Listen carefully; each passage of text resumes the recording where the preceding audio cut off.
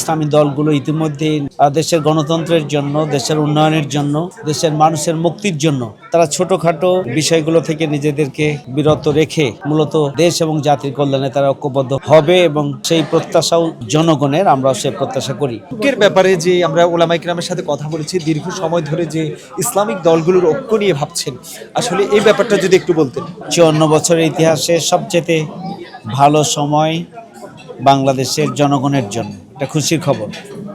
আমরা আশা করি যে ইসলামী দলগুলো সেটা পরিস্থিতি মূল্যায়ন করছেন, পর্যবেক্ষণ করছেন এবং আগামী দিনে প্রতিটি নির্বাচনী এলাকায় যেন একটি ব্যালট বাক্স, একই ব্যালট বক্সে যেন সব ইসলামপন্থীদের এবং দেশপ্রেমিক জনগণের ভোট পড়ে, সেই দিকেই বাংলাদেশ অগ্রসর হচ্ছে। আমরা আশাবাদী ইসলামী দলগুলো এখন অতীতে যে কোনো সময়ের চাইতে কাছাকাছি অবস্থান করছে এবং আগামী দিনের আমরা হয়তো দিন যতই যাবে এই ব্যাপারে আমরা খুব ভালো সংবাদের দিকেই এগিয়ে যাচ্ছি।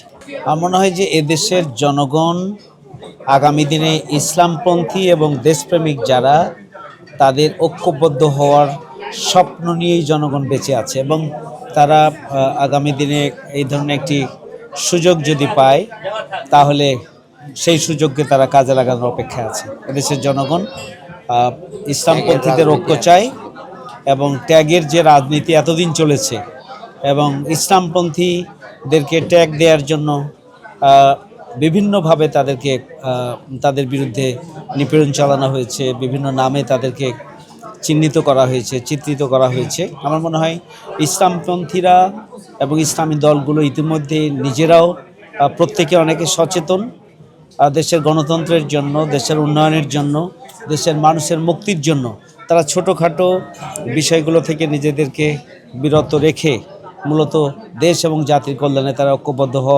হবে এবং সেই প্রত্যাশাও জনগণের, আমরাও সেই প্রত্যাশা করি। আপনি যদি বলেছেন যে ট্যাগের পলিটিক্স, এইটাই জনগণ সচেতন হয়ে গেছে, ইসলামী দলগুলোও সচেতন হয়েছে।